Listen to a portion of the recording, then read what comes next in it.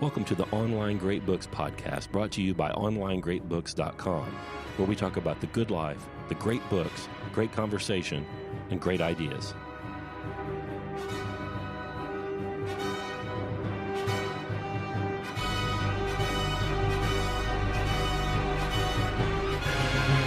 I'm Scott Hambrick. And I'm Karl. And today on the Online Great Books podcast, we're going to talk about, I'm holding it up, you can't see it, but Frank Herbert's 1965 science fiction classic, Dune. It's such a weird book. Such a good book. Okay, so, dear listener, there are going to be spoilers. I want to say that right away, that this book, in my digital edition, which I used because I did, there's 883 pages. How many of the Dead Tree edition? 794 before the appendices. Yeah, but, I love the appendices. Yeah, I read those too. Those total up 884 pages. So, Frank Herbert, the author, takes his time revealing stuff to you. Okay? So, if you haven't read it and you're listening into the podcast, you might want to shelve this podcast for a little while, dig up the book, and read it, because there's going to be some big reveals that'll probably come up in our conversation that Herbert takes his time and doesn't get to until like page 800. Are there any other podcast hosts that tell people to not listen to the show right now? Well, no, I don't know. I think we're the only ones. That makes us better. Hey, but before we get into this, please, listener, go to onlinegreatbooks.com/OGB podcast and go see what we got to offer there. There's some interesting stuff there. I'm getting ready to put a testimonials page up, and you can go see what some other people that are in our program have said about this. And I was talking to our friend Emmett this morning, and he said, Scott, you've got to quit talking about keeping the lights on, with these books. He said, it's time that we pick up the ball and run. He's like, we're part of this. We've got to keep it moving. So how's that different from keeping the lights on? Well, one's completely preservation, maybe. Uh-huh. And the other one about building it and furthering it and exposing more people to it. Like, if you want more people to know about this, maybe you should read it. If you want more people to think about it, maybe you should think about it. If you want more people to be part of this, if you think it's good, maybe you should invite people.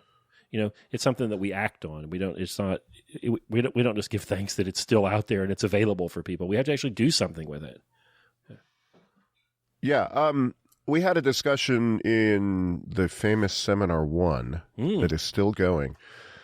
We read Cicero's book on friendship. Yeah. And his book we did his Fragmentary Republic, we don't have the whole thing, and on friendship. In both of them, the challenge is action. Real friends are virtuous, and real virtue is in action. It's not, he sniffs a little bit, it's not this philosophical virtue where you sit in a room and think. You have to do stuff. I was thinking with these fine gentlemen in Seminar 1, we've got 550, how many people do we have now? Yeah, that's right about. Thereabouts, who are reading more and better than anybody else in the country, probably. What sorts of things are they going to do? Right. We're picking up the ball, and then we look around, and you start running. I don't know where everybody's going to run. Yeah, I wouldn't want to control it. And so that brings me to this book. And I remember I read it as a young kid. Me too. My dad had it. And how young's young? I was probably 14, 15. I think I probably read it twice around that time. I might have been 12. I don't know. I don't remember the events around reading it. What a precocious little turd. I was very annoying. Everybody hated me. Right. High testosterone, square head, male pattern baldness.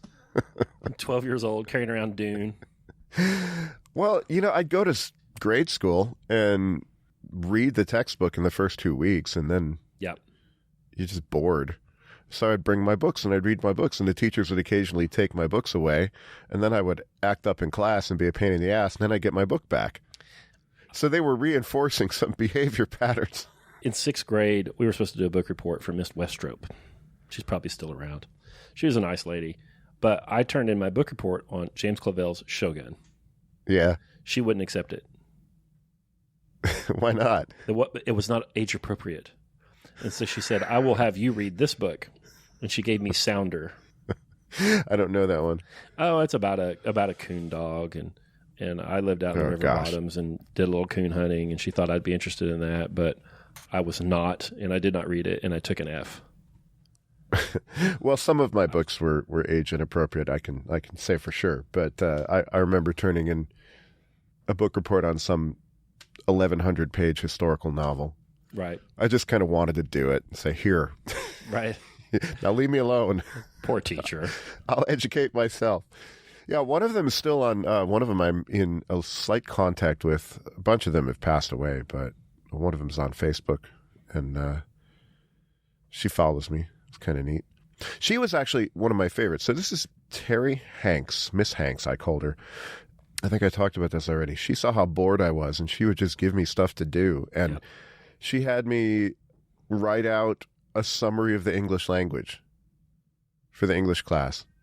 Nobody ever read the thing, and it was handwritten with pencil. Right. But just like how grammar worked. It's like, Karl, go do that. Okay. That's a good exercise. I was happy. I was happy as a clam. I didn't have to sit and do group reading. So thanks to her. I don't know if she'll ever listen to this, but send her a link to her for that. Thanks, Miss Hanks. Yeah. I had a couple of those. I had Mr. Joe Keller, and I had a few others. Mr. Homer McClure. That's a good name. Yeah, Homer McClure. He should be a character in a detective novel. He should. Homer McClure. Homer was if you called him Homer, he would have murdered you. Mr. McClure was the wrestling coach and the physics teacher, and he would walk into class smoking a Moore cigarette, carrying a cup of coffee, same hand, like this. And when he ran out of coffee, he'd have Cassie Joe go get coffee for him.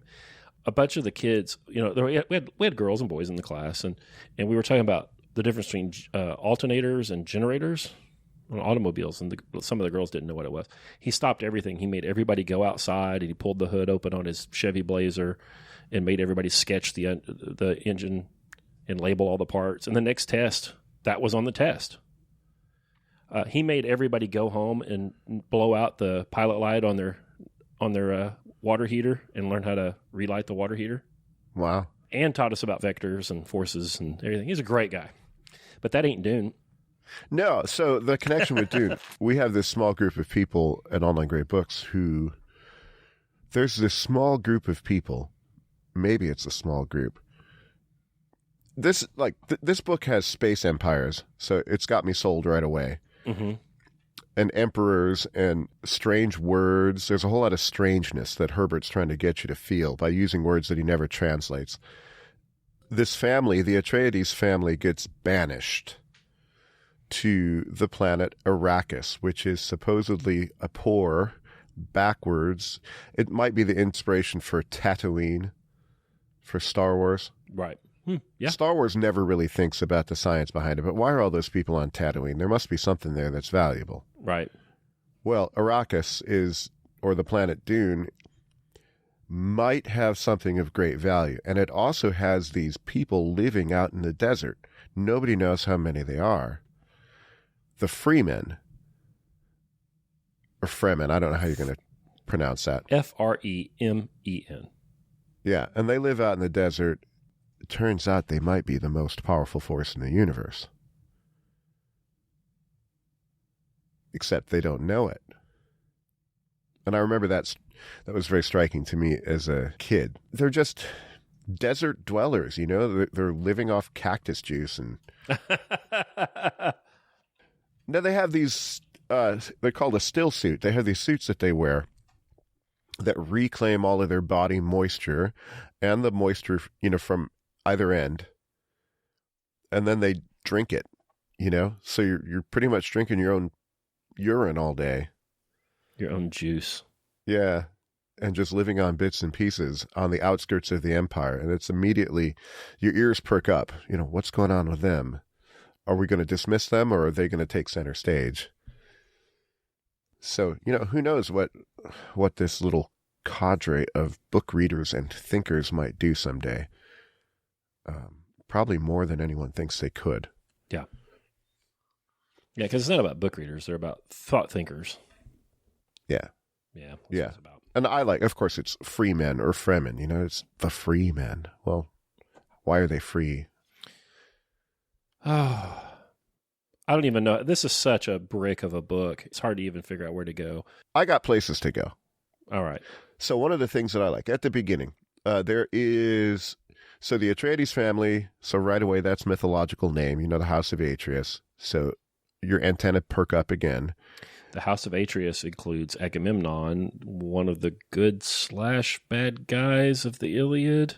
One of the guys. One of the dudes. And then, of course, there's a play about him called Agamemnon, and a whole series about his family, the Orestia.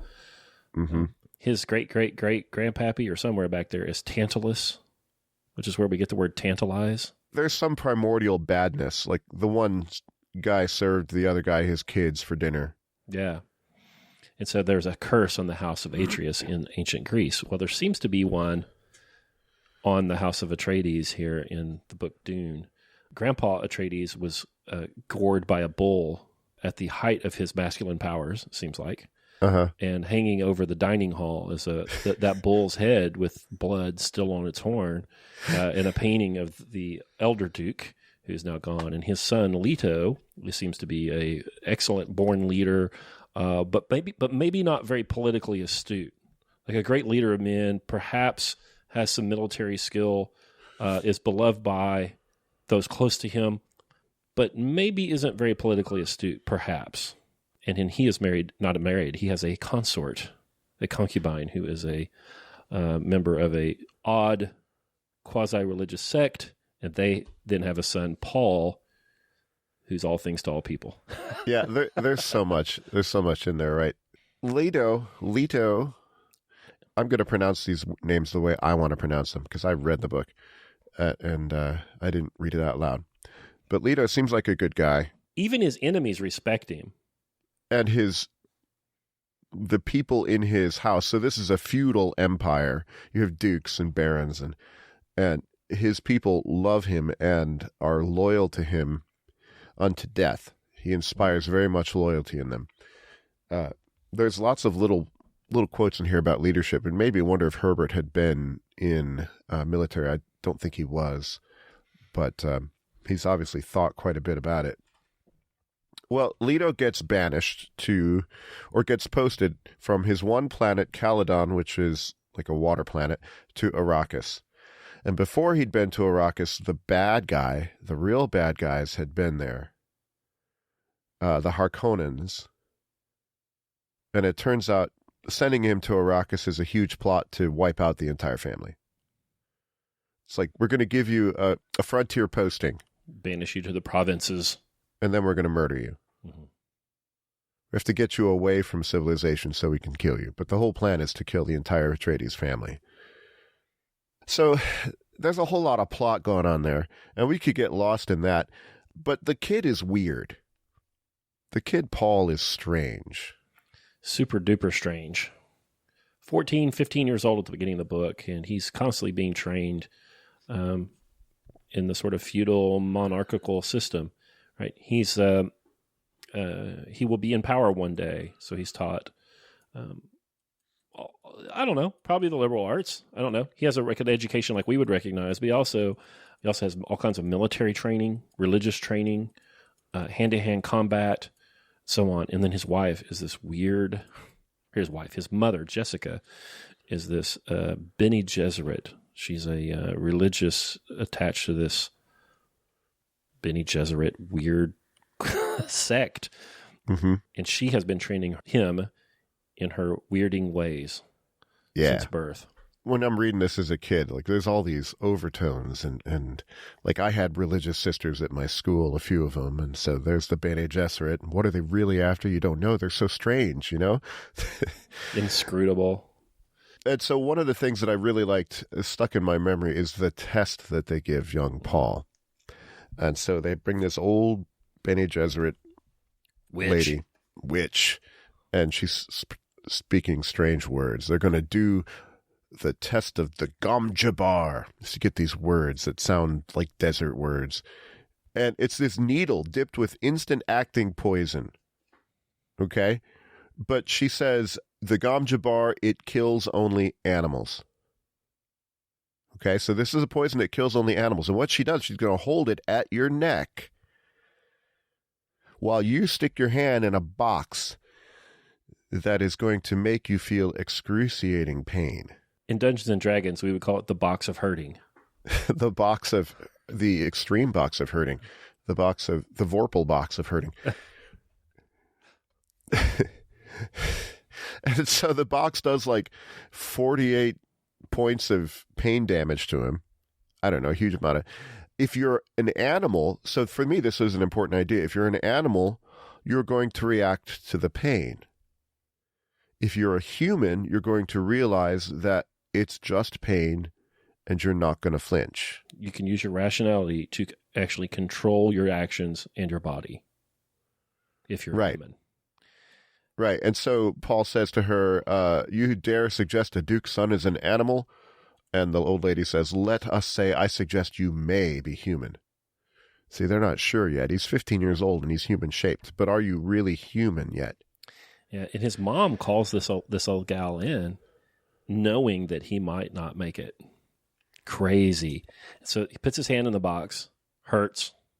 He thinks his hand is on fire. He thinks the skin and meat is just falling off the bone. And he recites the litany of fear, Karl.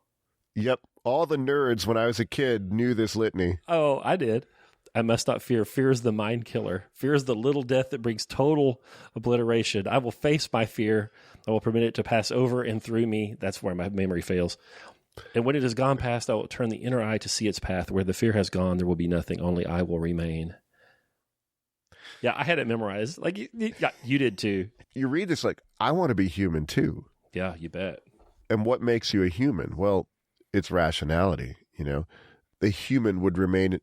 So the old lady says something. You've heard of animals chewing off a leg to escape a trap. There's an animal kind of trick. A human would remain in the trap, endure the pain, feigning death that he might kill the trapper and remove a threat to his kind. The critter caught in a trap that gnaws the leg off is nothing. The critter that waits in the trap for you, you know, that's a different kind of a thing. I like that a whole lot. A whole lot. Yeah, so they're testing this boy, and apparently they don't test very many boys. The Bene Gesserits are mostly women, maybe almost entirely women. I'm not sure. But I think they're entirely women. But there have been a few men that have been, or males that have been subjected to this test. Not very many. Jessica, Paul's mother, was commanded to have a daughter. These Bene Gesserits have enormous control over their bodies, and she could have made a conscious decision to conceive a female, a daughter, a girl, but she did not. And she conceived Paul, and they tested Paul. I think the Reverend Mother was more than happy to give him the test because they didn't want him around anyway, because they wanted that daughter, because they are eugenicists, the Bene Gesserit. So they test him, and when they test him and find out that he passes and he is in fact a human, implicit in that is the men probably aren't human, isn't it? Yeah, most of them. They think, not only did he pass, he's of this particular bloodline we've been working on for 1,000 years. He may be extra special. As we're going through these very cool details of this book, right? And I'm thinking, it's too much. I want to get big picture. You know, why should you care? Well, there's all sorts of, it's just a good story, but there's all sorts of thoughts that it brings up. Like right now, I'm confronted with the idea of what does it mean to be a human, you know, and whether I'm actually a human. In my, it's like we're talking with my seminar just last night. Are you an actual friend? You know, because Cicero has these conditions to be a genuine friend. Well, are you an actual human? Do you act rationally? Would you chew your hand off, or would you wait and get the bad guy that trapped you? You know, can you? One of the reasons later in the book, the freemen, how are you going to pronounce that? That's what I say. Freeman. I think in the movie they say Fremen. There's a few movies, and I wish they'd make a good one. The good one, the David Lynch one. But they have the ability, because they live in the desert, it might be that they are more human than most. Because in the desert, you have to put off the satisfaction of your desires. Everything is a trial. If you have an itch, but the worm's coming, and we haven't even talked about the worms, you can't scratch that itch because the worm will catch you. You know, so you have to develop this human ability to be rational in spite of animal needs. The Freemen are cool. There's a line where in the Odyssey where they ask Odysseus, who are you, where you're from? Well, I'm from Ithaca, a harsh land, but good for raising sons. It's ironic because Odysseus hasn't been back, to raise his son. But Ithaca is a rocky land, good for raising sons. Well, Arrakis is a rocky land, good for raising humans. People who are able to go beyond themselves and beyond their physical and emotional limitations. Well, I mean, Arrakis is mythical, but it's fictional. But is the core idea that Herbert's talking about, does that ring true?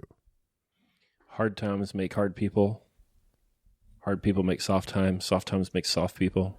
Soft people make hard times. The cycle. Yeah. It's all hard times there. And you end up with a very rigorous, disciplined, rational people. But I want to go back to all this weird Bene Gesserit stuff, Karl. Go ahead. A long, long time ago in this book, in this universe, there was, I guess it was like a civil war. There were computers. And people determined that they were serving the computers. And they got rid of them all. And out of that came 3 or 4 different kind of sects of people. But the whole idea, I think, was that we needed to stop developing computers and develop humans. And the Bene Gesserit came from that. Maybe they predated it. It's not clear to me how all this pre-Dune history works, because there's no Christopher Tolkien of the Dune universe, although the son's pretty good. But the Bene Gesserit came of that. There's another group called the Mentats, who are men who are trained almost like Spock to be human computers. They take all the sense that they're hyper-Aristotelian. They're all about getting the good data. And if they can get the good data, they can calculate and come up with courses of action and good answers. Because after the computers were defeated and rejected, the idea was we had to develop humans. So the Bene Gesserit are doing that through really a eugenics program. They're trying to create a super person who can save us all. The Mentats are trying to do it through hyper-rationality. And then there's another group of people that can take some drugs. The Guild, the Navigators, they can take some drugs. This is where you're going to get the huge spoiler. Right. Well, they take some drugs, and then they can see some of the future. So when they're going to do some like super fast interstellar travel, they can see the future and they can pick the safest route because they can see all the calamities ahead, and they can get you where you're going safely and quickly and economically, and they're the Aristotle and Onassis of the Dune universe. They control all the shipping lanes. They control all the shipping. Yes. Yeah, except that the drug that they use, should we say it? We should say it. All right. The drug that they use is only found on Arrakis. I think it's worm poop. Yeah. It's called spice. It smells like cinnamon. This is the big reveal, So that the guild, the spice must flow, okay? Arrakis, although it appears to be a backwater, is incredibly important because it has the one thing that this galactic culture needs in order to continue functioning as it does. Which is oil. I mean spice. It is not oil. Oh. And obviously oil resonates in this, right?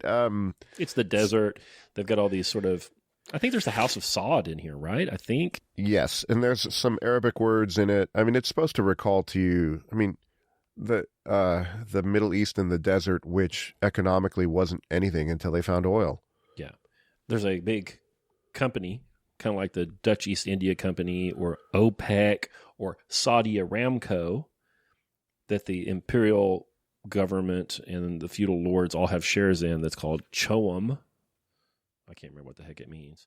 But they control the spice trade. And this was written in 1965, so this is before any OPEC oil embargoes or any of that 1970s fuel shortage stuff. But boy, having seen that, this really seems like a metaphor for all those things. But it's 10 years before that happens. Pretty interesting. Yeah, and it makes you think. I mean, it's some people call it. I never really thought of it this way. Ecological science fiction, I guess. The Freemen want to make the desert bloom.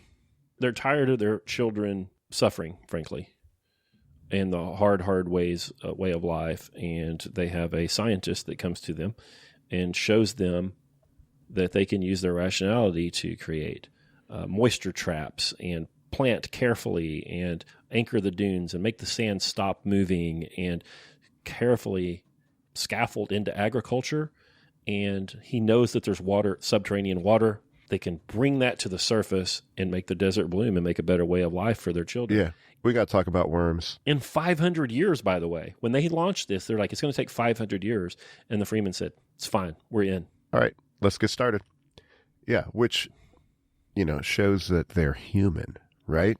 Because they're able to see a goal and choose it even if it's not immediate to them. They're able to do long-term thinking, which is why they're so dangerous. The worms are super neat. I have, in my little notes, I have some drawings of worms coiling around on my page. They're 400 meters long, or, they're enormous embodiments of nature. At the beginning, you're completely frightened of them. If you walk on the sand and you have too regular of a pattern, if you go left, right, left, right, left, right, the worms will sense you and they'll come running. They'll come squirming and open up this huge mouth underneath you and just destroy you. There's a scene where Leto at the beginning leads a rescue of some of the spice workers as the worm is coming. And so you get to see the worm come up. And it's, again, it probably inspirational to George Lucas, the thief, who in Empire Strikes Back, in Return of the Jedi, I think, is where there's that big thing living in the sand that is going to swallow them all. Well, just make that enormous and actually scary, and that's the worm. Yeah, it eats a whole spice refinery, essentially, in that scene. These worms, they can actually be killed by water, but when they're in their larval state, they need water. So weird. But the whole worm water ecosystem has kept the planet in a desert state for as long as anybody can possibly tell. But this man, Liet Kynes, of course we have John Maynard Keynes, the economist, says, hey, it doesn't have to be this way. And he'd actually learned some of this stuff from his father and becomes sort of a messianic figure for them a little bit. He's a leader, and they look to him for all answers, the Freeman. And he ultimately gets killed. But meanwhile, Paul finds out that he's a human. Mm-hmm. And then he starts figuring out that maybe there's a little more going on, too. One of his mentors is a mentat, his father's aide de camp and trusted sidekick, Thufir Hawat. I don't know how you pronounce these things. Good enough. He finds out, they've been training me like that. I've been in mentat training, didn't really know. I knew Mom was training me in her weird ways. I knew that. So he's been getting a kind of a double whammy from these two weird Dungeons and Dragons classes of people that exist in this universe. And Dad gets in bad trouble and gets killed. And Mom and Paul go on the lam and are taken in by the Freeman. And it just gets weirder and weirder and weirder. I don't know how much recap to do here, because you could just go on forever. We could do 3 hours of telling the story. So there's resonance in here. Well, what makes it I was going to say a great book, and I don't know that I'm willing to give it that judgment. It's a really good book. It's a really good book. What makes it a really good book for me is it echoes, it resounds. It's Lord of the Rings of science fiction. Sorry. Yeah, everyone says that. Even Brian Herbert says it in the afterword in my edition. Does Karl Schute say that? Not quite. Not quite. I agree, not quite. But insofar as there might be one, this would be it. And I read a bunch of stuff in of the classics of science fiction. This one wears a lot better Like, I've gone back and reread Asimov's Foundation stuff, and it's not nearly as impressive to me as it was when I read it as a kid. But this one is more impressive. So that's a good testimonial, right?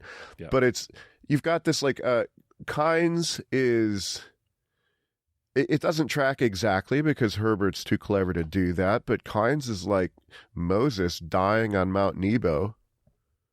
And then if you want to do parallels, then Paul is like Joshua, who brings this ragtag bunch of people out of the desert to take over Canaan. You know, whoever knew who they were, they've been enslaved in Egypt, and they come across and take over the whole land. Well, this is what the freemen are going to be able to do. They just lack a leader. They lack a hero or a Messiah. All of those things. They're vicious warriors, but they don't know a lot about the strategy of war. Like, hand to hand, you don't want anything to do with these guys. But, you know, war on a larger scale, they need some help. And Paul has all the training in that area. And then he's got all this other stuff too. He's charismatic, and he can kind of see the future. Now, the neat thing to me, one of the neat things to me about Paul is he sees it right away. He sees, as soon as he meets these people, he knows, I could do something with them. He's afraid of it. Jihad, he's afraid of it, this holy war that he could make them fight. And he knows he could do it, but he doesn't want to do it. So the self-possession, I guess it's his humanity in the Bene Gesserit sense. It's like, I know I have everything I need. I could go through the universe and get revenge. And it could have been that kind of novel, right? Where the hero avenges the father and kills all of the enemies. But Paul doesn't want to do that because he sees all the blood. He can see it in the future. He's reluctant to do it. It's interesting. There's a line, a ruler must have a strong sense of the sardonic. This is what uncoupled him from belief in his own pretensions. The sardonic is all that permits him to move within himself. Without this quality, even occasional greatness will destroy a man. He's got to be able to think of himself as not the hero. That's on page 205 in my edition. In other words, you start believing your press clippings. That's when you're in big trouble. Or that's when you might be even extremely dangerous because you think you are the chosen one. Maybe you are the chosen one, but when you start thinking you're the chosen one... Well, chosen for what? Maybe you are. And you probably are chosen for something, but so that what will happen? Karl, yeah. I want to talk more about this thing about the computers. Yes. Man was serving the computers. Man was serving the technology. He says in the book. And they overthrew them. And they were forced then to develop man instead of the technology. I love that. Sign me up. Yeah, we were chatting about supply chains the other day, because that's the sort of things we do. Yeah. You know, talking about having everything made in a certain country far to the east of us. Well, it's because it makes it cheap. Do you want your iPhone to cost $6,000? I don't even want it to cost $1,000. I said, yeah, they should cost $6,000. They should cost what they cost. Right.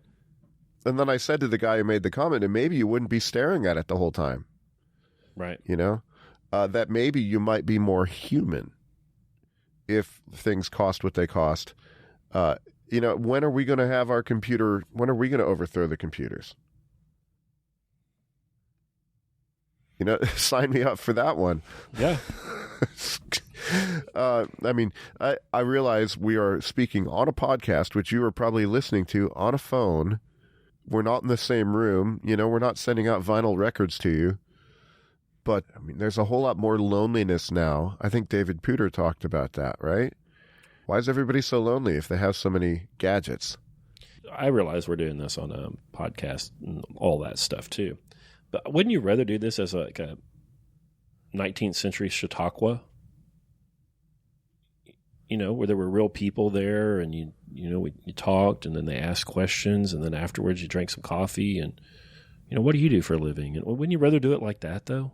I would. I would. I would, if we could make it happen. Yeah. All right. That's it. We're not going to do this show anymore. Oh, we might as well. We'll do the best we can, but Yeah, we'll do the best we can. You couldn't do a Chautauqua because everybody'd be looking at your phone. Right. You'd have to have a basket or a cone of silence. Did you catch that? The cone of silence that they had? Yeah. You'd have to have a cone of no internet.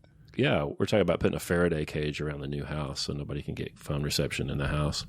Yeah, but I really like the idea that they decided that they didn't want to continue developing technology, but they wanted to develop the human instead. Yeah, there's a line somewhere at the beginning of one of the chapters. We invented computers to serve us, and instead people used computers to enslave us. Mm-hmm. Something like that. 1965. Right. When all this stuff was happening, you're going to have the digital office. You're going to be freed from paper. We're going to automate things. You're going to have less busy work to do. Well, those of you who work in offices, do you have less busy work to do? Or now TP reports have multiplied. Yeah. Because they're so easy to make. All the computers have done, it's not all they've done, but among the things they have done is made it easier for people to put burdens on you. In light of all that, do you like Paul's training? He works with Thufir Hawat, the Mentat. He works with his mother, so he's got some sort of a spiritual whatever that is. Mm-hmm. It's really odd. It's not really a religion, but it's certainly a kind of a religious order. And then he's got all the physical training. Like he has swordsmanship and hand-to-hand combat training with Gurney Halleck in Duncan, Idaho. Great names. Yes, great names. Sounds like some guys right out of Soldier Fortune magazine. And then he follows his dad around. He's got OJT also. His dad's like, we're going to have this council of war down here at the command post, and makes Paul come to the thing. And it's in the middle of the night. But Gurney Halleck is a musician of note. Oh, he goes nowhere without his Caladan guitar. 9-string balisette. Yeah. Which it doesn't really. You click on the digital edition of this book, and a whole bunch of these words just show up as not real. Frank Herbert invented it. There's some band named Balisette, though. Of course. Yeah. When I read it, I thought of some weird sitar lute guitar hybrid, but he always has the thing with him, and he always has a little song, a little verse, a little poetry to lay on you that's appropriate, whether somebody just got killed, or the stronghold's being overrun, or there's a nice sunset. He goes to sing the one guy off to death. Just like Merle Haggard, sing me back home. I am certain Gene Roddenberry read this thing. Had to have. It's like, because Spock is a Mentat and he plays the Balisette, and but what do I think of his education? There's another bit at the masthead of one of these chapters talking about how Muad'Dib, which is the name that Paul eventually gets, that what he knew how to do most of all was to learn. Mm-hmm. So all of this education is, he's able to adapt to the situation because they've been training him to adapt to situations, his whole life. I like the education. I think it's probably a little low on poetry, but I'd like to learn sword fighting. I don't know. You could do a lot worse, right? Yeah. Think about your children, dear listener. If they got marooned on a desert planet, how would they do? Would they be okay pooping and peeing in their suit so they could drink it?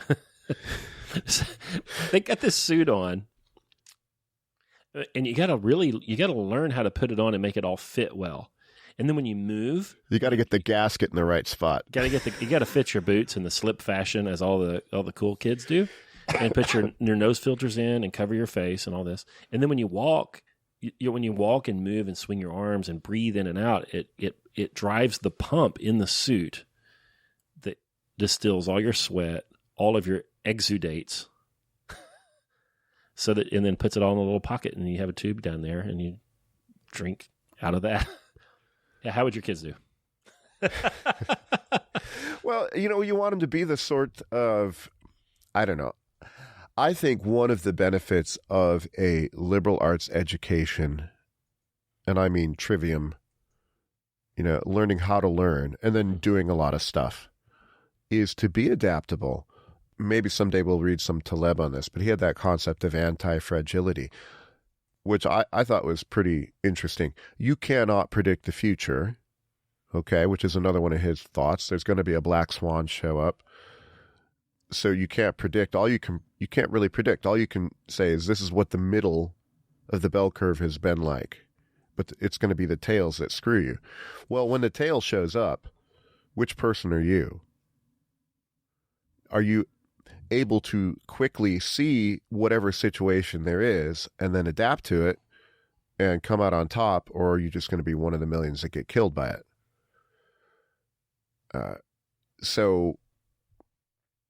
Which is, you don't want to. I think having an education that makes you adaptable is the best way for that, rather than prepperism. Compulsory government school where you learn how to fit. If you're going to be prepared by education, I think the mainest thing would be making sure that people see reality on reality's terms at all times, in and everything. You can't carry any delusions about what you're seeing happening with you. You have to see it exactly as it is, or any reaction you make will be wrong. And if it's right, it's only a coincidence because you didn't see things as they were in the beginning. I think it has to be about assessing, taking in the data, assessing it, and seeing it as it is. Okay, so education for humans in the Bene Gesserit sense. Yeah, I think so. And what a good curriculum it would be if you had sword training in there. I mean, you got to see it how it is, or you're going to get wrapped on the knuckles. I mean, at least. Right. So a little bit of high stakes, or a little bit, or even a lot of. What do you do if you're in a situation where your life is threatened? Mm-hmm. That might be a nice addendum to education. John Senior, I always talking about John Senior lately, who was big in this liberal arts education. He says, you've got to put people in some dangerous situations, some mountain climbing, bull riding, whatever it is. You got to put them in dangerous situations. And he says sometimes people are going to get hurt, but bones mend and souls can be recovered. But he says it's crucial to the education of the human. I like that. When Paul saw real danger, it wasn't the first time. Right. So he's in his bedroom in the beginning of the book. He's in his bedroom, and I forget what they call it, but this little assassin drone pops out. Seeker. You know what they called it? It's this little silverfish with poison on it. It starts darting around the room. Don't you see all of this stuff as steampunky kind of? Because they have this technology, but it's not. It's mostly not electronics kind of technology. There's a lot of poison. There's a lot of spring-loaded this, spring-loaded that. Yeah. I don't know. Steampunky. I don't know. Maybe steampunk is Dune-y. Okay. Hunter-seeker is what they call that thing. But he manages. He remembers under pressure. He remembers his training from either Gurney or Hawat or Duncan, Idaho. I can't remember who told him how to deal with it. He'd never actually seen one, but he remembered his training. He recognized the situation. The underside is slippery because the propulsion unit's under there, so I have to... Yeah. So he's got his... what is it? The OODA loop? He figures it out, and he makes a decision on how to react to it, and he does it properly. Which is, what you want people to be able to do. Yeah, and he lives to fight another day as a result. Much to the woe of the galaxy and the Emperor. This book is sort of progressive. How so? Well, man's progressing towards something. Man is manipulable towards a purpose. I mean, the Bene Gesserit, that's all they do. That's all they do. They are social engineers of the highest order. Do they have good purposes or not, Karl, the Bene Gesserit? You mentioned that word, the good. What is the good? They're attempting to make particular types of humans. There's religion in this book, so we probably ought to talk about that. Yeah, there is, but I don't know what it is. There is religion in this book, but it's not real. I mean, it's not, I don't know, it's sort of real. It's not overt. The religious people in here aren't banging you over the head with it. Well, so if you read the appendix, apparently they made this secular Bible that everyone uses. And what is it, the Orange Catholic Bible? Yeah. I don't know why it's called Orange Catholic, but... by the way, which is made like the Hitchhiker's Guide to the Galaxy. It's a little book. I mean, it's Douglas Adams has clearly read about the OC Bible, right? Should we read Hitchhiker's Guide? Well, I'm sorry. Yeah, we should. It's not the Hitchhiker's Guide to the Galaxy. It's the Encyclopedia Galactica. That's what it was, right? In the book. It's a little electronic book. It's the exact same book. But it was like a secular project, and none of the exclusive claims of religion could be verified, so we're just going to let them all be sort of true. But realize, and the thing that's interesting for a modern secular guy like Herbert, I think he was a Zen Buddhist or something when he was at home, but is that the book is not dismissive of religion. It's not. You watch Star Trek, the only people that have religion in Star Trek are the primitive races. Mm-hmm. Like the Klingons have a bit because they're, the warlike Klingons. Everyone's supposed to have evolved away from it into a completely secular, non-religious place. Well, no, in Dune, there's religion all over the place. They've all got symbols and beliefs, and they have a whole lot of power. And I think the thing that screws with it is the Bene Gesserit have been planning all this time to make this sort of person, and they actually go to planets and plant legends just in case one of them gets stuck there. The Missionaria Protectiva. They send these missionaries out to say, there will be a prophet. And the prophet will have the... And so they're all drilled. They know the story. She'll be a Bene Gesserit witch, and she'll say these words. And then they teach all the Bene Gesserits these words, and they show up, in the jungle somewhere, and they say abracazam or whatever it is, and all the natives hit their knees. Yeah. Because 3,000 years ago... they sent people out and planted the seed. That's right. Where's the place where they, there's some tribe somewhere that worships like a Coke billboard. Right. And you show up with Coca-Cola. The cargo cults. Yeah. So they got a bunch of cargo cults all over the galaxy. It's real cynical. Have you read about these cargo cults any? Not much. I know that there are such things. I guess in the South Pacific there is some cargo cults, and the idea is that at some point somebody landed with a DC-3 and had rice and transistor radios on the DC-3, and they don't understand what the hell happened. They're just like, oh my gosh, the giant bird landed and disgorged all this stuff, and we need it. And so they worship the runway. They build runways because they didn't understand what the heck was happening. They mimic the preconditions that they think they need for the cargo to appear. Mm-hmm. Yeah. Yep. They're still among us. Don't laugh. Silicon Valley is all a cargo cult. Yeah. I'm going to do a startup, and we're going to do this, and blah, blah, blah, and then somebody's going to invest, and we're going to be millionaires. Like what? Like how does that actually happen? What, so that what can happen? Like you do the magic things, and then the magic happens, and then the money shows up in sacks. Yeah, I was just thinking, maybe am I in a cargo cult? And I'm examining and seeing if I have it. And of course, again, everybody is stealing from this book. So, Return of the Jedi. C-3PO manages to get all those little forest critters to worship him, right?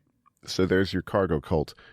I wanted to read a quote about progress and then get back to this religion thing. So this, in my book's page 663, the concept of progress acts as a protective mechanism to shield us from the terrors of the future. Mm-hmm. Well, that's a line worth chewing on. So you asked if the Bene Gesserit were good. Well, to be good, there has to be a good that you're progressing towards, it seems to me. And if there isn't anything you're progressing towards, then I guess not. They seem to believe it's not all clear. I mean, he does a really good job. I don't think he's leaving plot holes. He just doesn't show it all. Herbert. Yeah. It's not clear to me what their end is. They believe that they can monitor all these bloodlines and cross this person with that person and unite these bloodlines and then get that child into this other thing. And that over the fullness of time, they're going to create this person that can see all, this all-seeing Kwisatz Haderach. Yep. But so that what can happen, they never said. It's not clear to me what the Bene Gesserit think will happen when this person appears on the scene. Here, let me translate it into Plato. Okay. They want the person who can get out of the cave. So that what can happen, though? Well, that would be the person that would give you the good. But they fear the guy, too. Sure. Sister Helen Gaius Mohayim is scared to death. Literally quakes in her boots at the idea of this person arriving. Oh, yeah. And so Paul is like, I'm not your Kwisatz Haderach. I'm not. I'm something else. I came too soon. So you have all of this religious prophecy stuff that they've planted, and then the guy shows up and he's not what they planned. In other words, he's a monster. Well, he's something. And there's like another 4 books to read, which I might do this summer. Me too. I've only ever read, I think, the first one. But I'll be at the beach in a couple of weeks, so maybe I'll... Corona willing. Yeah, well... Corona it'll just keep the crowds down. Come to Oklahoma. But we already booked the place. The air that's not full of pollen here is clean. I hope that all is nothing, but it's probably something. But who knows? Well, you know what? It's always going to be nothing until it's something. Right. People are like, it's a no big deal. I don't know what everybody's panicking about until it was something. So if you're listening to this in the future listener, dear future listener, if we are all dead from coronavirus, it was something. It was something. And if you don't know what coronavirus is, it was nothing. People are worried that it's the 1918 Spanish flu, or the equivalent of that, but who knows? So anyway, I just wanted to, part of the eeriness of this book, I would say this book, adjectives, it's like uncanny or eerie. Oh, you read it and you feel weird. Well, part of the weirdness is the Bene Gesserit are doing noble lies all over the place, planting religions. The freemen have their own religion, part of which is constructed by them, by the Bene Gesserit, and then they get their Messiah and it completely blows everything up, and it's beyond anything that got planned. So it's almost like it's real. Overturns the galactic order of power, everything. Yeah, so whether Paul's an actual chosen one or this is just a confluence of random events.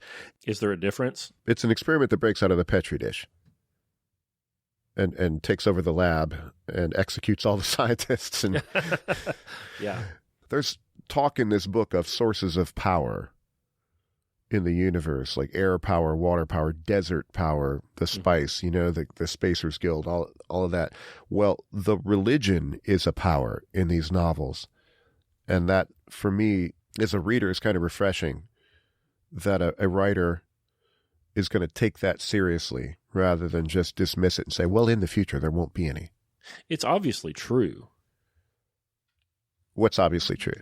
That religion has a great amount of power. Yeah. I don't watch the news, but if I was to watch the news, it would show me, wouldn't take very long, and I would know that was the case. Yeah. War in the Middle East, war news at 6, who cares? It clearly has power, and a lot of science fiction authors just discard it. Right, wrong, or indifferent. It has an enormous amount of power. And this thing it just drips with it. It's, like you said, this book is uncanny. It's a creepy damn book. Lord of the Rings, we were talking about, is this the Lord of the Rings of science fiction? There's something comforting, even when the Lord of the Rings books are scary and the outcome's uncertain. There's something comforting about that world. There's something familiar about it. This world is much scarier, much more uncanny, and maybe because of the things that are familiar about it. All of this conflict in the Middle East, the ecology garbage, the oil illusions. This is not an environmentalist book. No. This is not about saving the environment. This is about man's ability to mold his environment. It's not Right. about a Greta Thunberg or whatever her name is style ecology. It's just about man controlling his environment and being the steward of his own cage, maybe. Yeah, well, they're going to completely remake this planet. They're not going to have a preserve for the sandworm. They're Right. going to make the sandworm go where they want him to go. Well, they actually are going to have a preserve because they're going to have a little spice. Yeah. But I get what you're saying. Yeah, I really like what you said about. I mean, the Lord of the Rings feels homey to me. This It does. feels not homey. This feels uncomfortable. I gulp a lot. Oh my gosh. I read some weird dude on Twitter the other night that said the Lord of the Rings tapped into a genetic memory that exists, and that Tolkien had a keen. I mean, there's this weird Twitter out there of like all this esoteric literature crap, and Yeah. In this book, there's this race consciousness thing. Right. I don't know that that's actually real. I don't know that there's genetic memories. But, the Bene Gesserit Reverend Mothers will pass their memories on to the next one. And so Paul's sister gets completely made into a freak because they didn't know that Jessica was pregnant when Jessica takes the mind-altering drug that does the mind transfer. And so this fetus gets all of the memories of all of the Freeman Reverend Mothers going back into history and all the Bene Gesserit. And she's just, that has the memory and experience of 1,000 lifetimes. Yeah, but she's 4, Right. and she's like, at the very end, Saint Alia of the Knife. Yeah. Yeah, she's 4 years old, dispatching the stormtroopers of the enemy on the battlefield. Yeah. And they're like, "Why are you doing that?" She's like, "I'm helping them." she's killing the captives. Yeah. Oh my gosh, what a great book. So I think Tolkien probably does it linguistically. Mm-hmm. If you speak English, I bet you have a different reaction to Lord of the Rings than if you read it translated. You bet. It's touching into sounds like Mordor, that just in the orc language sounds like the language orcs would speak. And I think Herbert does kind of the same thing. There you go again. Orcs. What they speak. That's all. Yeah. The orcs and the Freemen, they live in my mind, Sure. They're actually real. So, but Dune here was written in English too, so he had the opportunity to do all those linguistic hocus pocus on our brains, and he does a pretty good job. He's got all these words that sound like Farsi or like they have some Middle Eastern origins. It's, like you say, it's evocative of the desert, but it's not evocative of the Anglo-Saxon and Norman and Indo-European language that all of us native English speakers are rooted in. So he's not. Language, I think, is the source of I don't know if it's the source, but it's the building blocks of cognition, right? And so if somebody can take all those little pieces and put all those little tinker toys together and create new stuff like Tolkien did, like they can mess with your cognition. They can make you think certain ways. He's not doing with the sort of Anglo-Saxon, Norman, Indo-European stuff. And it falls short of the Tolkien experience anyway, I think, because of that. It's certainly different. But I love any book with a made-up language in it and a glossary. Did you go straight to the appendix or did you wait? I waited. 1984, Clockwork Orange, this, Tolkien, anything with a made-up language. I'm in. Now, you see, this is why this sort of stuff is superior to George Martin, because they had to hire people for that show, Game of Thrones, to invent languages. Oh, yeah. They hired linguists, so you could learn Valerian if you wanted to, but it's not George Martin's Valerian. It's some guy that got subcontracted, some linguist grad student, make up a language. It's not organic to the book. I love that little girl. So there's a couple, in the end of the book, Paul starts to take power, and he shuts off the spice. He's going to he's learned how to destroy it all. The petrodollar. Yeah, you get rid of all the oil in the world. The ultimate embargo. And so no one could travel. Not shut it off. Get rid of. Right, so it can't be gotten back. Right. Oh, you go ahead and kill me, but your oil's still gone.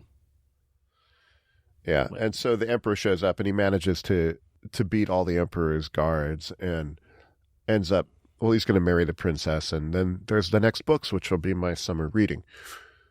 But I love Aaliyah's little words. She's talking to the Baron Harkonnen, which we need to talk about at some point. So I'll just read a little bit. I am Aaliyah, daughter of Duke Leto and the Lady Jessica, sister of Duke Paul Muad'Dib, the child said. She pushed herself off the dais, dropped to the floor of the audience chamber. My brother has promised to have your head atop his battle standard, and I think he shall. She's 4. Yeah. Just charming, right? That's all you could want from your daughter. The Baron. Let's talk about the Baron. So there's things going on here. Baron Harkonnen is the bad guy, if there's a bad guy. Germanic name. Yeah, it's like a Bond villain name. Yep. I think his name's Vladimir, isn't it? Vladimir Harkonnen. I think he was in Goldfinger. Mm. Do you expect me to talk? No, Mr. Bond, I expect you to die. Morbidly obese. Has to wear a hover suit. It's not a hover round. He doesn't like sit on the cart like the lady at Walmart because he has a suspensor suit. Yeah, because he's too fat to walk under. He's 200 kilos. He's just enormous. He's got some desires of the Greek nature. Yeah.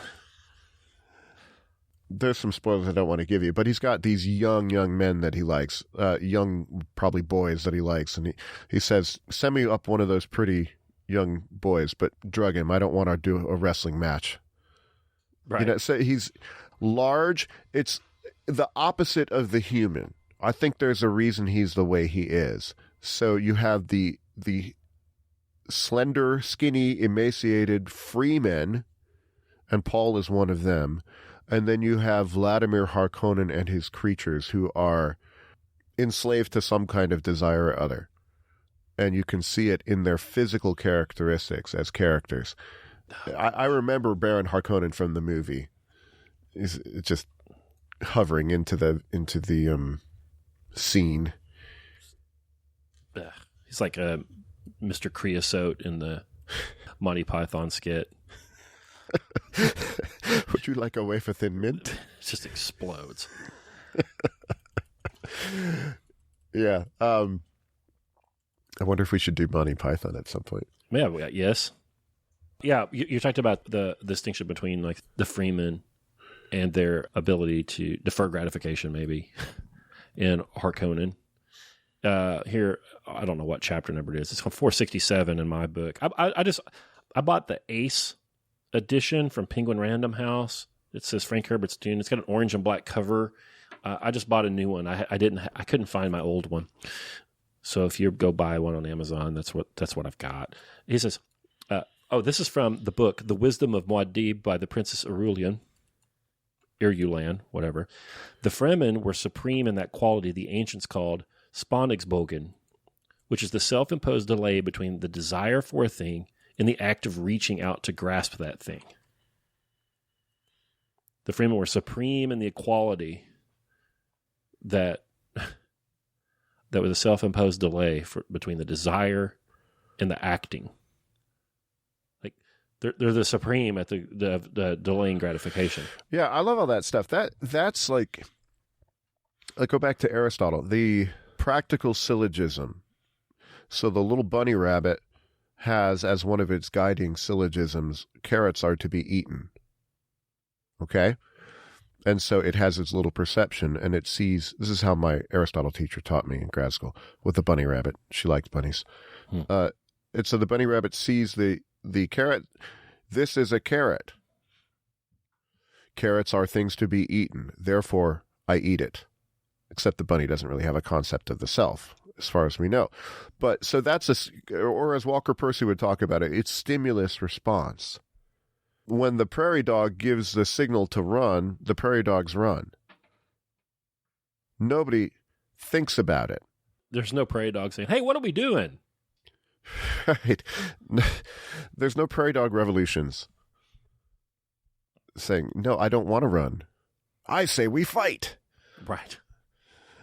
Where you get into the human is where there's a gap in that practical syllogism, where you see something and you are able to have an intellectual relationship with it and then decide what to do. So this is, Walker Percy talks about this in his book, Lost in the Cosmos, and also there's another book that he has, a bunch of essays on this sort of thing. When you teach sign language, sort of, to higher level chimps, it's almost entirely, and it might be entirely, stimulus response. You know, you make the sign for the banana, and the thing goes and looks for a banana. Mm. I don't know entirely. That might be strong. Somebody will get mad at me. But if you go up to a human and you say banana, they might say, I don't really like bananas.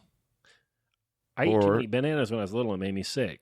Like, who knows? Or they might say, why are you saying banana to me? Right.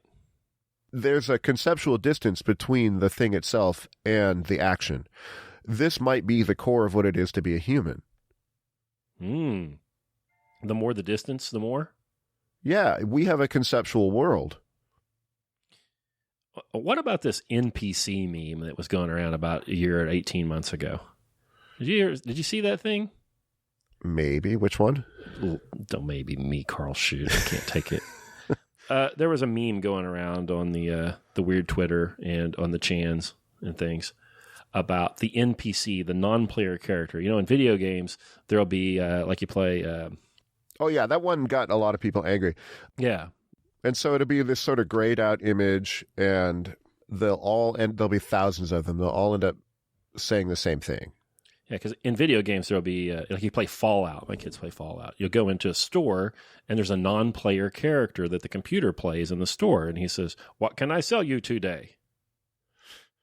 You know, he just says whatever the hell he's programmed to say. And then you steal all his stuff, and you come back the next day, and he says, what can I sell you today? What can I sell you today? He has like 5 things that he can say. And there was a study. I need to go find this and put it in the show notes, except I'm too lazy to do it.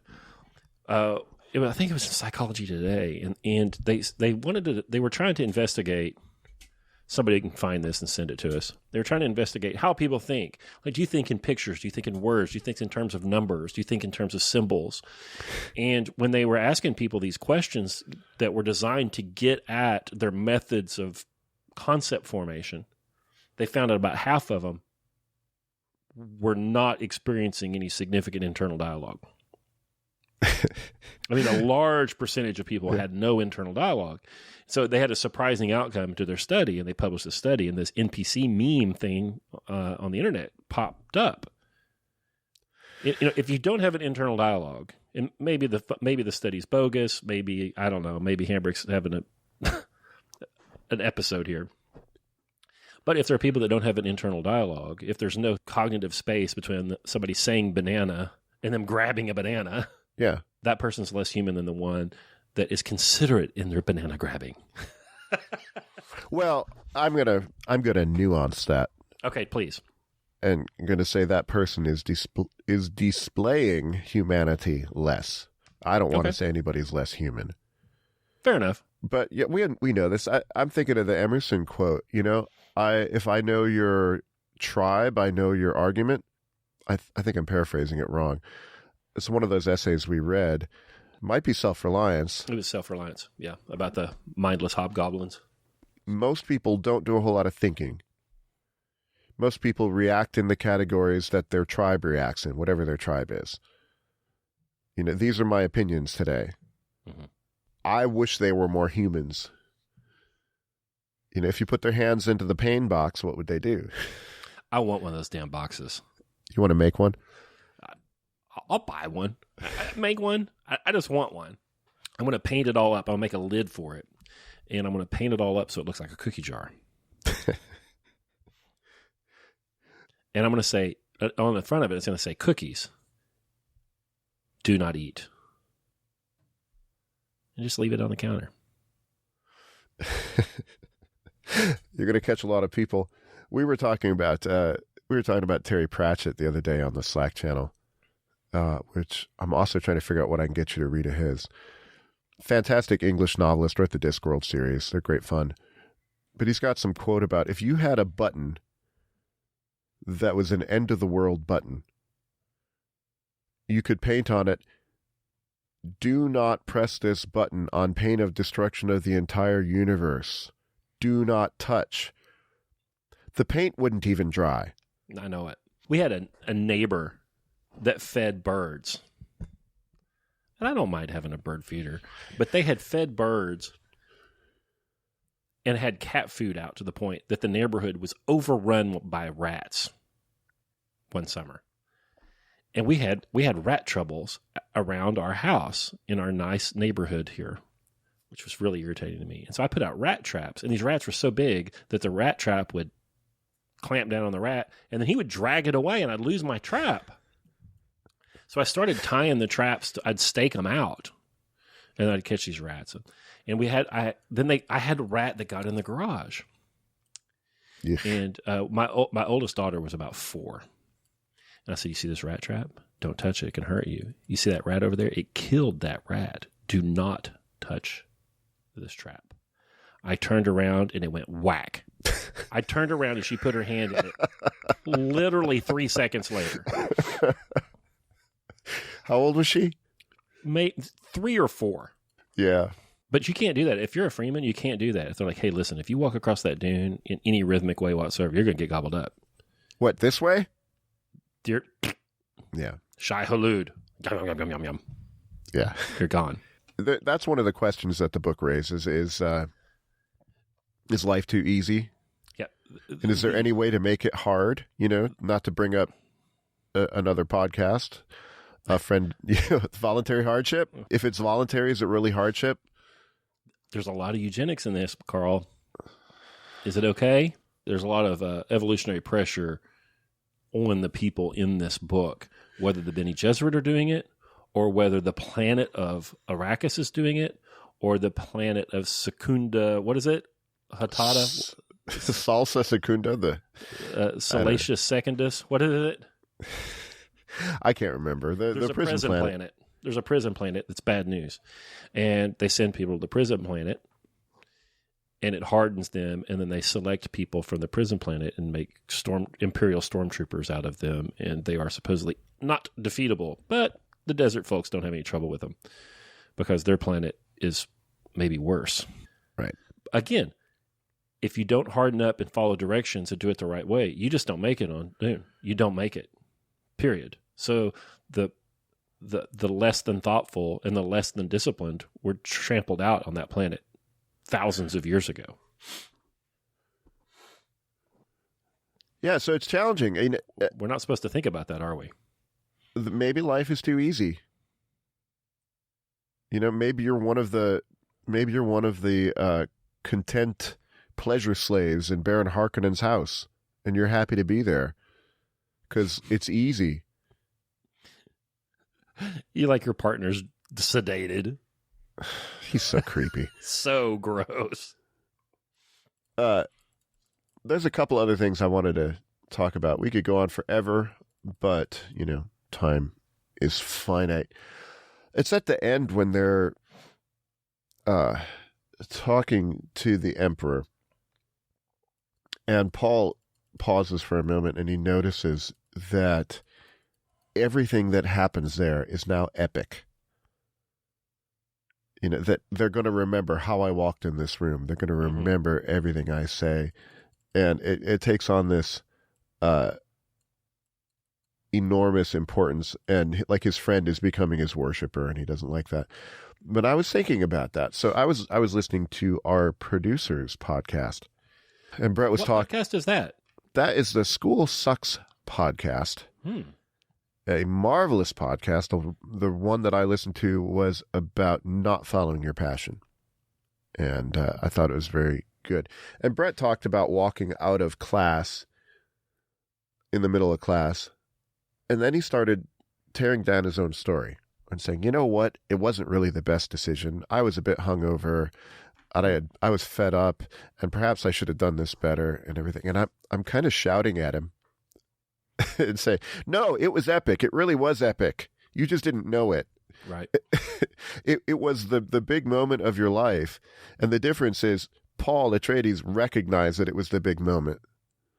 and that everything was epic about it and everything was going to be magnified. And it didn't matter if he was only yelling at the emperor because he was hungover. It was still the epic moment. I thought that was interesting. Now, most of us wouldn't be like Paul. We wouldn't stand aside from ourselves in the big moment and say, wait a minute, look at me over there. I better do this right. Yeah, he has this future sight. He has this ability to see the future.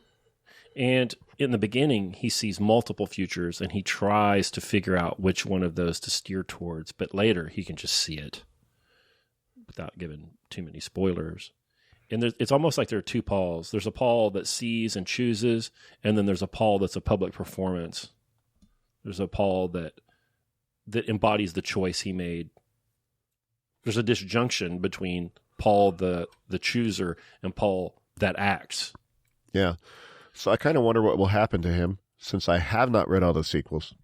Is that some more of that human stuff where he's talking about the freemen had this ability to delay grasping the thing they desire? Oh, I think it is. I think it has a danger of getting, you can get completely outside of yourself. I'm in general a delay of gratification fan, but it's gone too far for a lot of people. I'm going to go to school till I'm 18, then I'm going to go to college till I'm 22, and then I'm going to go to grad school till I'm 24, then I'm going to go do this other thing until I'm 27, and then I'll date a little bit, and then I'll get married when I'm 31, and when I'm 38, I'll have a kid. Well, it's got downs. You waited so late that almost 40 years of your life are gone before you created the primary relationships that you probably should have had. I'm going to get hate mail for that. I mean, what's going to be one of the longest lived and hopefully best relationships I'll have in my life are going to be my wife and my kids. I'll have my kids in my life longer than I have my parents, probably. And, people just delay and delay and delay. How about this? They work, scrimp, save, scrimp, save, pay on that mortgage for 30 years and delay gratification, and I'll do it when I retire. They retire at 67, and now they need a hip replacement, and they can't do it. And I don't want everybody to go out and get in debt and do stupid, rash things, but life's here right now. It's here. I agree in essence. I'm not sure that the gratification in these cases is actually being delayed. Okay, so in the case you gave, the person, let's call him Bob. Okay, Bob is doing what he wants to do. Okay, he's delaying the hard things. The hard thing is, setting yourself aside a bit, getting married, and starting a family. I never thought it was hard, Karl. Well, Bob thinks it's hard. And Bob wants to go to college for a long time and screw around. Well, I don't. Bob's made up, so he can be however I want him to be. But the marriage, family, commitment thing seems like a horrible thing to him. It seems like a fearsome thing to him, so he puts it off as long as he can. Did someone use the weirding voice on him? Probably. I think Probably. But I think you can go wrong in other ways. You can think of yourself so much that there's no self there anymore. So you can think of, I'm an introvert, so I can't go to the party, and I just don't do well in those situations. I think, and all of your sentences start with I. Mm-hmm. Here's where I learned about that, Karl. Here's where I learned about that. I was in at the University of Oklahoma, and when I was in high school at the Catoosa Public Minimum Security Facility, math education wasn't very good, and I didn't do very well. So I got to University of Oklahoma, and I had to take calculus, and it was difficult. And then I realized at one point, oh, it's not that I'm not any good at math. I just haven't been. So it wasn't a death sentence. I wasn't marked with math difficulties for the rest of my day. I just hadn't been so far. And then when I stopped identifying with that, I wasn't ever as good as so many of the kids were. But it got a whole lot better. Yeah. Yeah, so being able to have that conceptual distance, it is what makes you human, but it's a big abyss yawning at your feet if you're not careful. For Paul, everything that he does is an option. Everything I don't know, he can see the future, but everything's intentional. He does everything right everything is considered and for a purpose. There are no scripts for Paul. Well, I've always been an introvert, and I don't like public speaking, and nothing like that for him. So I'm looking up, there's a definition of ecology given in this book. The highest function of ecology is understanding consequences. This is when Liet Kynes is dying and he's seeing the visions of his father, and his father just lectures at him as he's dying. It's like, Dad, could you shut up? I'm dying here. Yeah. That's kind of funny. But the highest function of ecology is understanding consequences.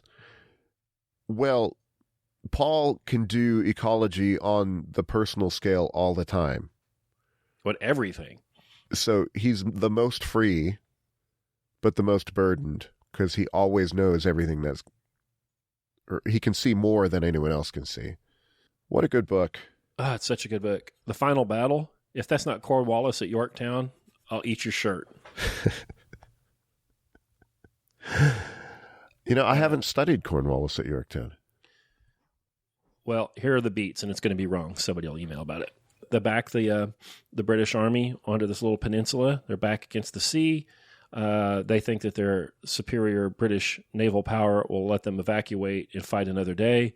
But at the last moment, American and French ships arrive from the West Indies and cut the British off from being rescued from the beaches there in Virginia and force Cornwallis to surrender or face annihilation. Happy coincidence, for us at least. If the winds had been a little different and the French hadn't gotten there in time, Cornwallis would have escaped and the war would have went on. Maybe we would have won eventually. Probably not.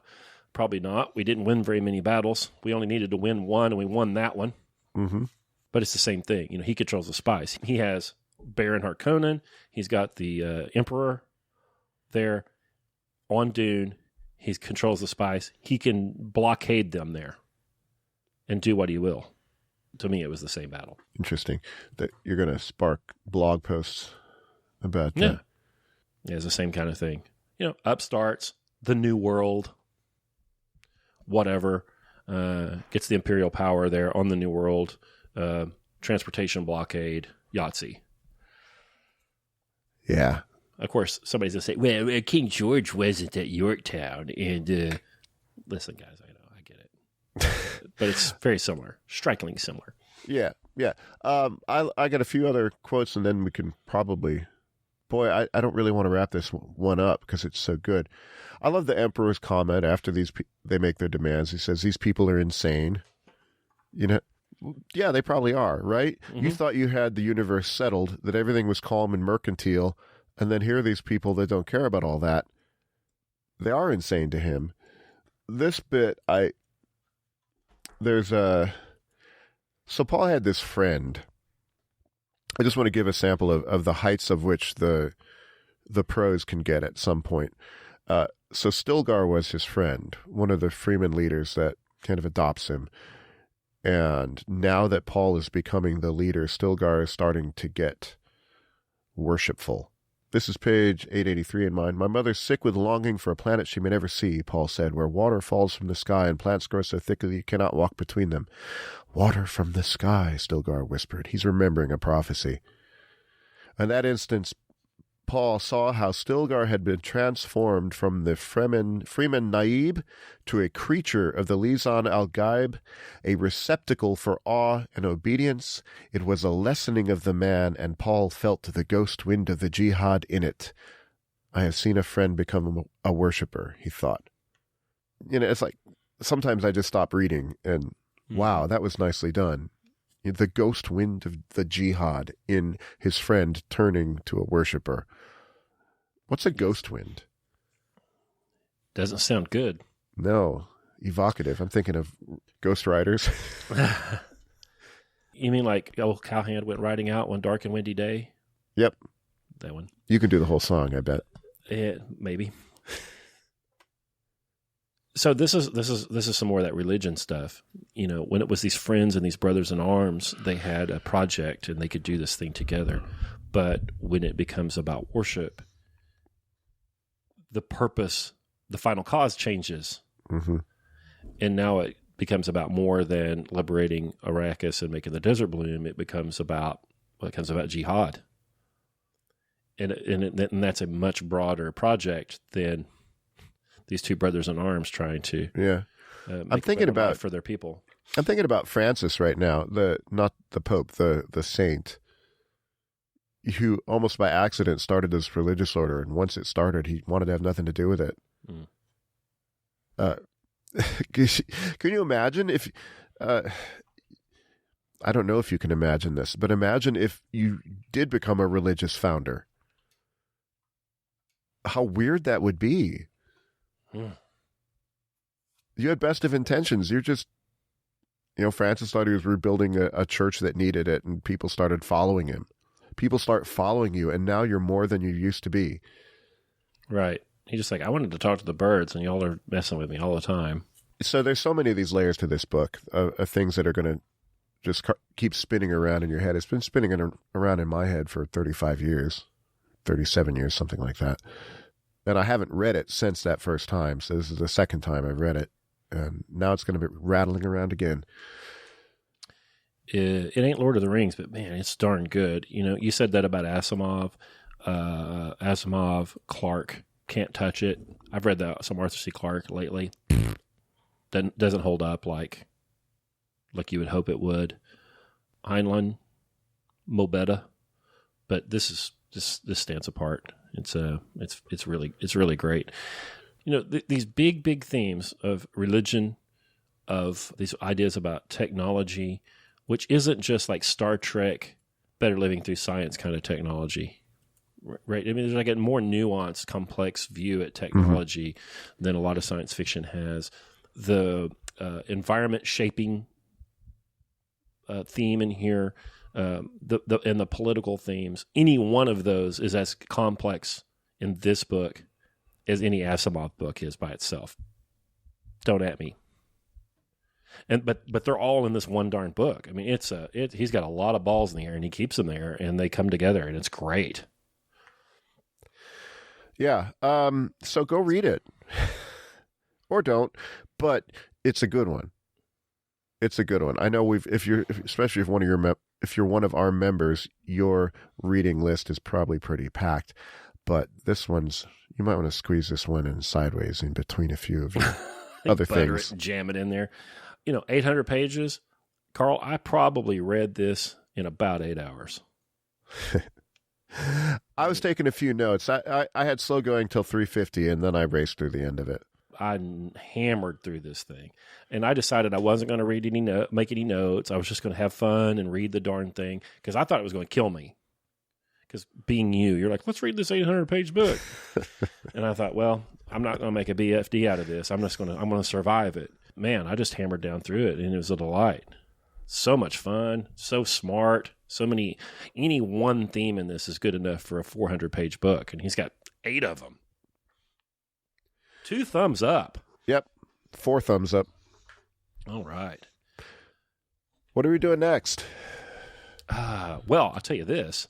People should go tune into the Music and Ideas podcast for B and U and Michelle Hawkins talk about Brahms' Third Symphony, third movement. Third movement, third symphony. That, the Music and Ideas podcast. You'll notice that the mascot for that show and the logo is the Dear Listener.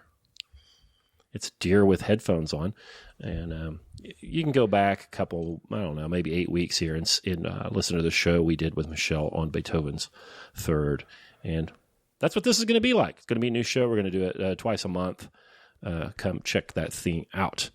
And then, I don't know, what are we going to read next week? You don't want to do another Dune show?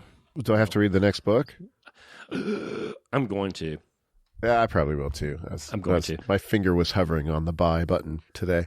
One of my good friends from 3rd grade on, was a bigger Dune fan than me, and he read all those. And I tried to follow along. And at the time, I wasn't as interested. They didn't have the same character and flavor as this thing.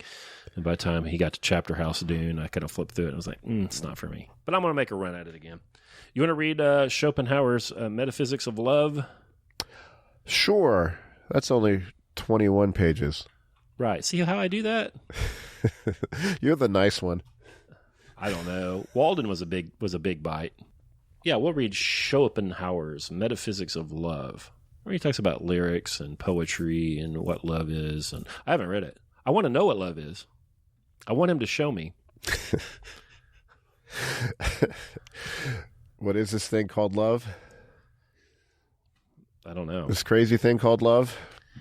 What do we want to do after that? We want to give anybody a heads up about anything else? What are we got shaking? Well, I've got the Japanese novel that you suggested. Yeah, let's do that. This is going to be crazy. Carl's making that face, that Karl face. It's just my face. I got to think about it. I will be away at the end of March, so we might either have to double bag it or take a week off. Yeah, we can take a week off. I think we're ahead of a show. Yeah, so let's read the Schopenhauer's The Metaphysics of Love, and then we'll follow that up the week after, which will be the show that comes out on April 2nd. That one will be The Sound of Waves by Yukio Mishima. You have to say that like that. You have to. Yukio Mishima. Have you read anything about Mishima? Yes. Yes. He's an interesting We'll save it for the show. What character. A guy. Maybe not good. I don't know. It's going to be fun.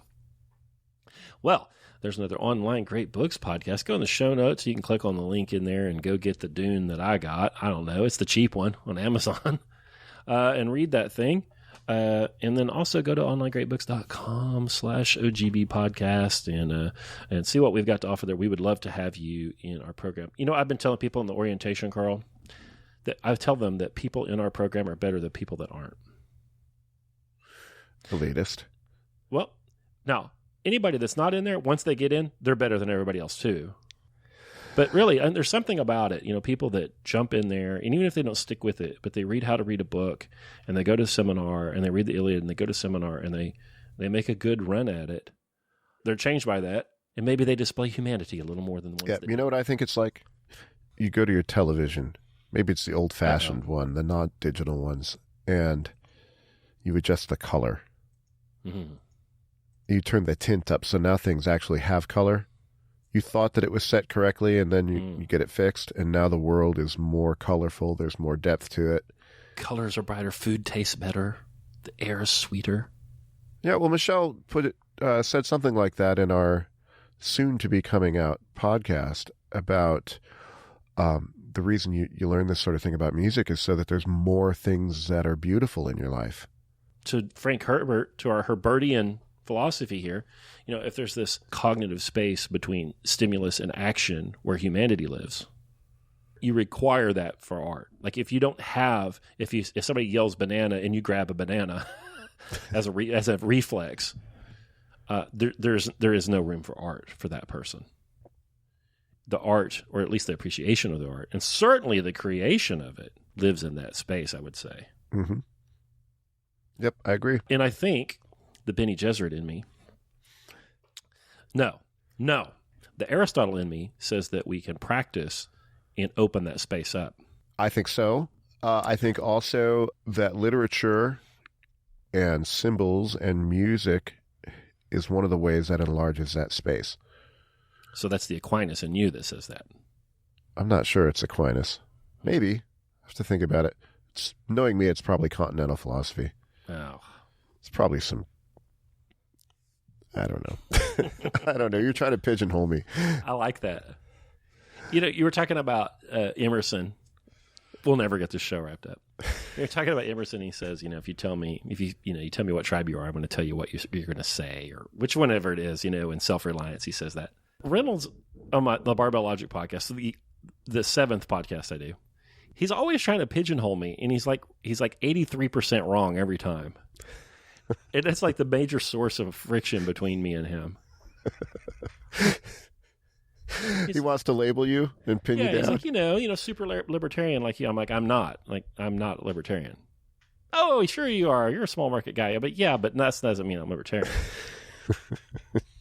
Just say, Reynolds, I contain multitudes. I do. I tell him, I'm an onion. The more you peel me, the more tears you'll shed. So I contradict myself. Well, what does Emerson say? A foolish consistency is the hobgoblin of a little mind. Yeah. So you might say something and really believe it on Monday, and you might say something else opposite and really believe it on Tuesday. because you've been thinking from Monday to Tuesday. Right. Hopefully there's been plenty of space for you to be human. Emmett Penny of the Euclid podcast we did. I want to have to go look that number up. I talked to him on the phone earlier today, and I said, yeah, today I'm definitely a monarchist. Yeah, he's from episode 24. We talk about Euclid. Yeah, it'll be different tomorrow. It's fine. Yep, it is fine. All right, guys, there is another show. Thank you so much for listening. Go and subscribe to that Music and Ideas podcast and pass that thing on. I'll tell you, I'm completely mercenary. I wanted to do that show because I thought maybe music people, first, it would be fun. Primary, as I thought that Music and Ideas show would be fun. Second, I thought, those music people, thoughtful music people, are real similar to thoughtful book people. Maybe we can find some thoughtful music people and bring them to the book thing. So if you know a music person that you think might be interested in that and might even be interested in maybe reading the Iliad with you or with us or something, send that show on to them. It'd be a big help. All right. It's going to be fun. Schopenhauer, The Metaphysics of Love, next week. Talk to you guys then.